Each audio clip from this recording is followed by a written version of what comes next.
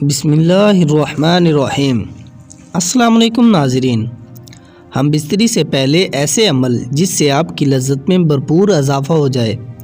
مکمل تفصیلات جاننے سے پہلے ہمارے چینل پر اگر آپ نئے ہیں تو ہمارے چینل کو سبسکرائب ضرور کریں۔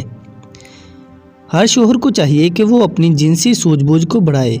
کوئی شخص بھی جنسی لذت حاصل کرنے کے شعور کے ساتھ پیدا نہیں ہوتا، بلکہ ایک سمجھدار شوہر اپنی شریک حیات کے رد عمل سے یہ سب کچھ سیکھتا ہے۔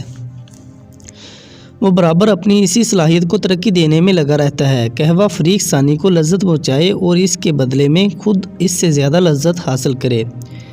مباشرت سے پہلے بستر پر ایک موٹا کپڑا بچھا لیا جائے تاکہ بہہ نکلنے والی فالتو منی بستر کو خراب نہ کر دے۔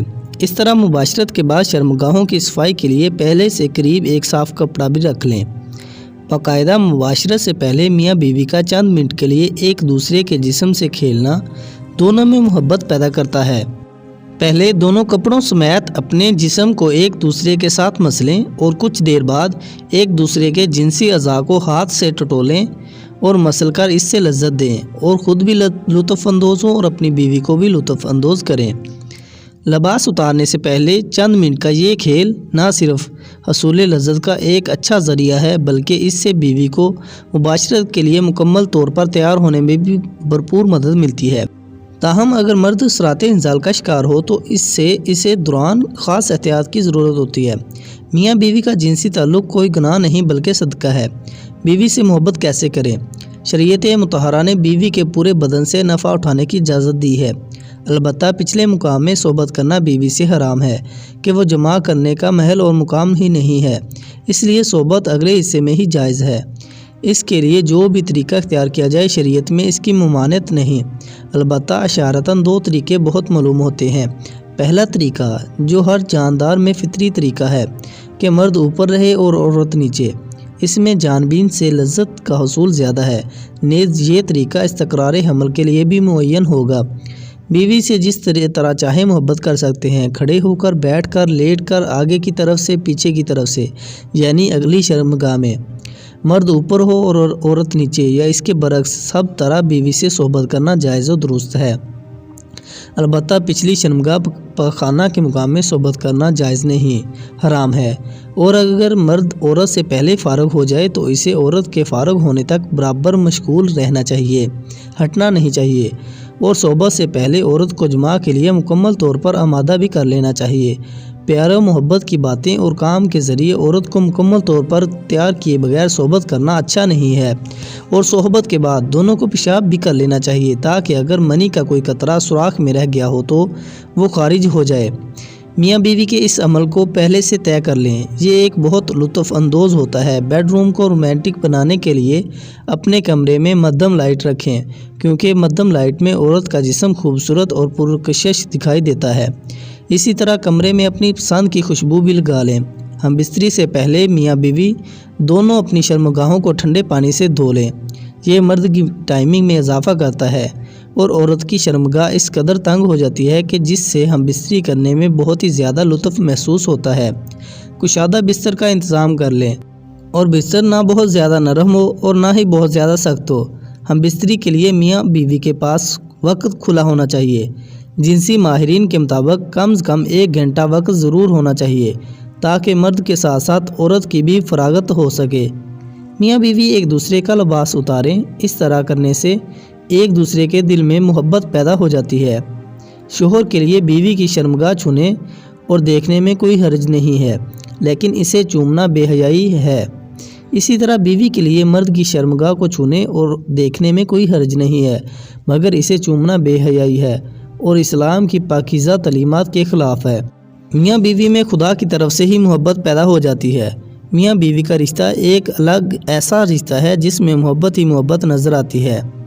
بعض اوقات کچھ لڑکا لڑکی کی شادی پسند سے نہیں کی جاتی، لیکن وقت گزرنے کے ساتھ ساتھ ان میں ایک دوسرے کی اتنی محبت پیدا ہو جاتی ہے کہ وہ ایک دوسرے کے بغیر نہیں رہ سکتے۔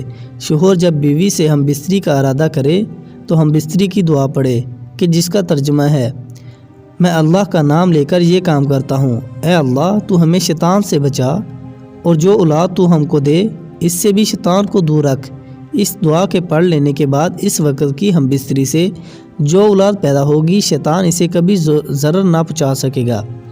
اس کو ضرور پڑھنا چاہیے کیونکہ ہم بستری کے وقت اللہ کا نام نہ لینے سے شیطان کا نطفہ بھی مرد کے نطفے کے ساتھ اندر چلا جاتا ہے۔ صبح کے وقت قربت کے فوائد۔ جو مرد صبح کے وقت اپنی بیوی کے ساتھ مباشرت کرتے ہیں وہ لوگ کبھی بھی مردانہ کمزوری کا شکار نہیں ہوتے اور ان کی مردانہ طاقت دن بدن بڑھتی رہتی ہے، کیونکہ اس وقت جسم میں کمزوری کے شکار افراد بھی بہتر انداز سے قربت کر سکتے ہیں، کیونکہ ایریکشن اپنے عروج پر ہوتی ہے اور رات بھر آرام کرنے کے بعد انسانی جسم صبح کے وقت جنسی توانائی سے بھرپور ہو چکا ہوتا ہے، اعصاب فریش ہوتے ہیں، اور یہی وہ وقت ہوتا ہے جو مرد اور عورت کے درمیان قربت کے لیے بہت بہتر اور مفید وقت ہوتا ہے، کیونکہ اس وقت مردوں کے ہارمونز عروج پر ہوتے ہیں اور ان کے اندر جمع کرنے کی طاقت پوری طرح جوش میں ہوتی ہے۔ اس وقت قربت کرنے سے بہت زیادہ تسکین ملتی ہے، جس سے مرد اور عورت دونوں کو پوری طرح جنسی لذت ہوتی ہے۔ اس وقت جسم کا انگ انگ زندگی کا مزہ لے رہا ہوتا ہے، جبکہ صبح کے وقت جمع کرنے سے آپ لوگوں کی ٹائمنگ میں بھی بہت زیادہ اضافہ ہو جائے گا۔ اس وقت ذہن پر کوئی بوجھ یا پریشانی نہیں ہوتی، اس لیے اس کا پورا دھیان جنسی قربت پر ہی ہوتا ہے۔ اس وقت مباشرت کرنے سے عورت کے اندر حمل ٹھہرنے کا امکان بھی زیادہ ہوتا ہے۔ اسی طرح رات کو 10 بجے تک سو جانا چاہیے۔ آپ لوگوں کے جنسی حصوں کو بھی پورا سکون حاصل ہوتا ہے۔ پرسکون رہنے اور جنسی کارکردگی بہتر بنانے کے لیے بہتر نیند بہت ضروری ہے، لہٰذا ساری رات لیپ ٹاپ اور موبائل کے سامنے بیٹھنے سے گریز کریں، ورنہ ذہنی دباؤ تھکاوٹ سے دوچار انسان کی کارکردگی کیا ہوگی اور آپ کو کوئی بھی کام کرنے سے لطف حاصل نہ ہوگا۔ اللہ تعالی ہم سب کو اپنی بیوی کے ساتھ محبت کرنے کی توفیق عطا فرمائے اور اللہ تعالی ہم سب کو اپنی بیوی کے حقوق ادا کرنے کی بھی توفیق عطا فرمائے۔